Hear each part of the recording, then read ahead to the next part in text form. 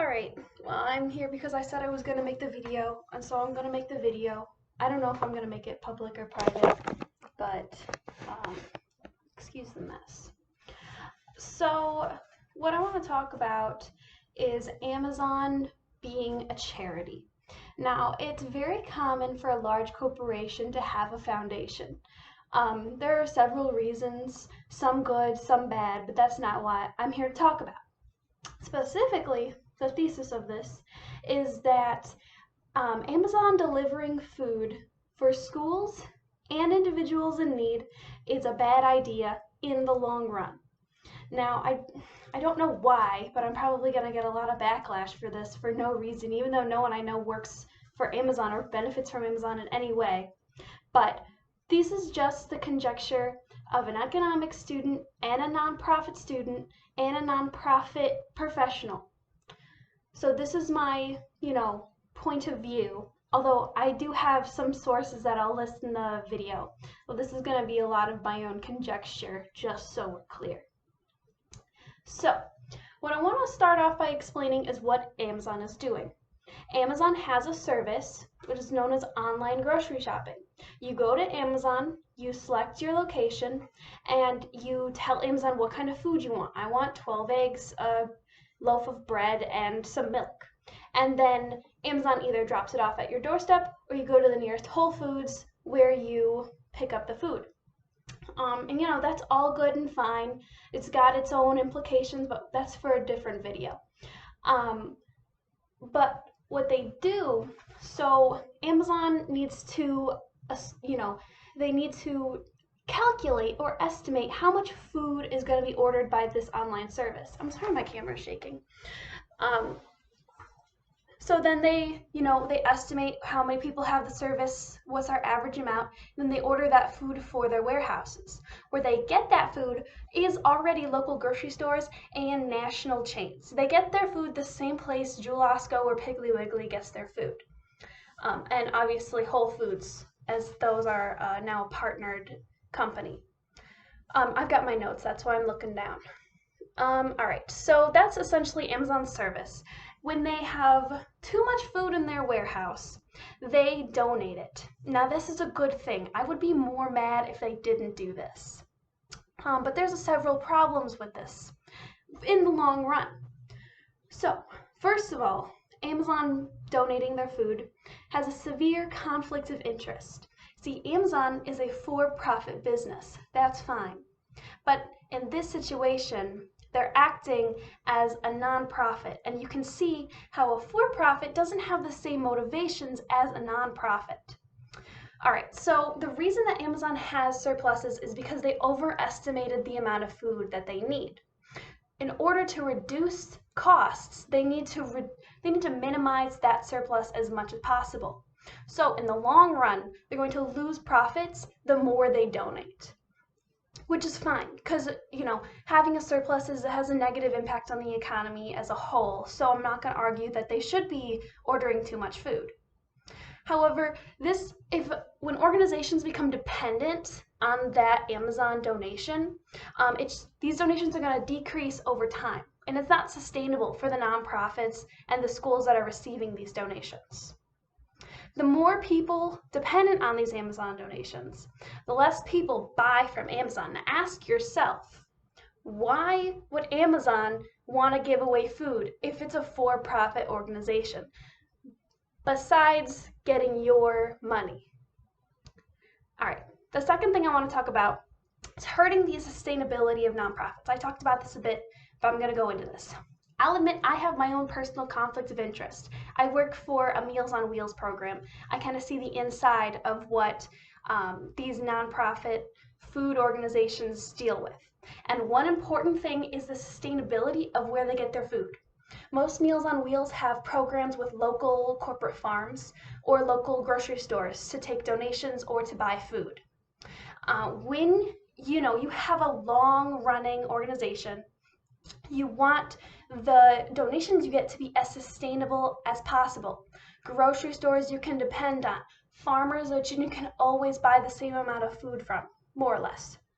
And so that helps with sustainability. That's a really important part of nonprofits, is that you want to help someone today and you also want to help somebody tomorrow. Page 2 of my notes. For the long-term resources, Amazon is not good for the sustainability. Now, it's good, they are doing a good thing by donating in the first place. Like when you personally drop off a can of beans at your local homeless shelter or something. That's nice now, but nonprofits need to not depend on you dropping off that specific can of kidney beans.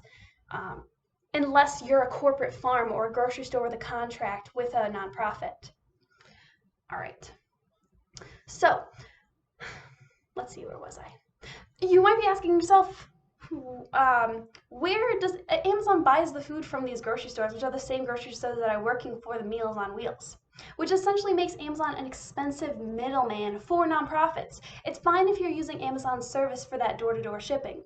But in terms of organizations like charities and foundations, Amazon just serves as a middleman, which can be an added expense and non-sustainable on top of that.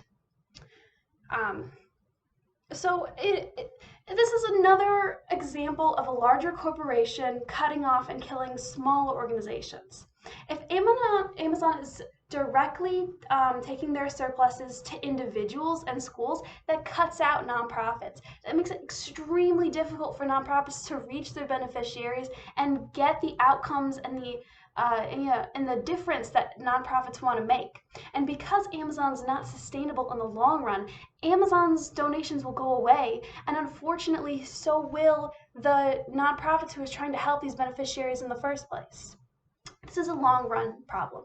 It's not a short-run problem. The third thing I want to talk about is the severe lack of transparency of Amazon. While I was doing all of this research, some of the only information I could find was from Amazon. As we talked about before, Amazon has a conflict of interest. They're not going to say bad things about themselves, so it's hard to find legitimate studies on this. And because it's a for-profit, they don't have the government breathing down their neck to be as transparent as nonprofits do. That's why when you look up a nonprofit, you can find their 990s. You can find all the relevant documents. They can or they don't get that 501c3 or 501c4 documents. So nonprofits are very important that they're transparent. Amazon's not as transparent of where that food is going, where that food is coming from, who's receiving this food, who qualifies, which schools qualify to get these surplus foods. So that's one of the big problems, just finding this information, is that it doesn't exist. Well, maybe I should find this information, if it's not transparent enough for me, as much research as I do it, it's not going to be transparent enough for the average person who sees an Amazon commercial and just assumes that they're the godsend that their commercials make them out to be. Nonprofits and charities have to identify the outcomes and the outputs of their program. Amazon can't do that. We don't know the short run or the long run implications of Amazon doing these surpluses because they don't write them down, because they don't have to. And I'm not saying they have to. It's a donation. They're not, Amazon doesn't have a larger foundation for these foods. They're giving it away. But we don't see the impact of that because Amazon's not keeping track. Because they don't need to, because they don't have to. They don't have the motivation. One of the big things that we talk about in nonprofit studies is knowing your organization and knowing your beneficiaries. Where are you? What kind of community are you in? What impact is your action going to take on the community? Such as, take a Chicago organization. They know that if Chicago donates a bunch of food, they know which grocery stores may suffer. Amazon is a global phenomenon. They may understand themselves, if on the surface, but they don't understand the communities that they'll affect with these surpluses. I'm not saying this is bad or good. I'm saying that there's not information. Unless Amazon is sitting down and asking themselves and doing the math, what happens if we send 40, 100,000 pounds of food, that's a random number, to a small New Orleans community? Are we going to hurt the local grocery stores? It's not the questions that they're going to ask. it's important that local like Meals on Wheels, they're gonna know. They're gonna know who they're helping. They're gonna know how they're impacting both their beneficiaries and the rest of the community. And that goes along with the lack of transparency. Is that Amazon doesn't do the research because they don't have the motivation to do the research. Look at that, page 3 of my notes. So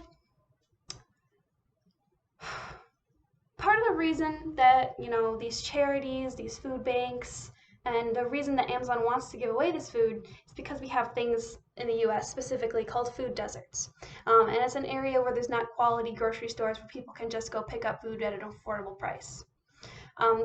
There's been many theories on how you can solve a food desert and food insecurity, and I'd like to see those finally go through. Until they are solved, I can't blame Amazon from donating food, truly, if it's going to the right place, although it's usually not. I'd like to see Amazon helping establish independent grocery stores in areas of food desert if their surpluses are as consistent as they say they are. Although that's just a suggestion, that's something that could go wrong, especially with that conflict of interest. There's ways, there's better ways. What we need is thorough research. I need Amazon to start taking accountability for where this food is going, where it's coming from, and how it's working, and then be transparent with that information. And the end goal of Meals on Wheels, on the Illinois Food Bank, and hopefully even on Amazon's donations, is that they want to help families stand on their own and be independent. It's the mission of any good food bank. And of course, the more families standing on their own 2 feet are the more consumers for Amazon. That's how the circle works. But in the very end, Amazon is a for-profit, and what we need, especially in these food deserts, are nonprofits. They're two separate entities. There's plenty of organizations that work together, but in this case, what we need are some nonprofits to be taking over these surpluses from Amazon. Because Amazon is for profit, it is for the people. It's for the people's money specifically. But I want to know what you guys think. This is coming from someone with a couple of biases and my own thoughts and conjecture. I'm not someone, I'll admit when I'm wrong. So if I see anyone explain really why I'm terribly wrong, I'd like to hear it. But I made this video because I said I was going to make it. So what do you guys think?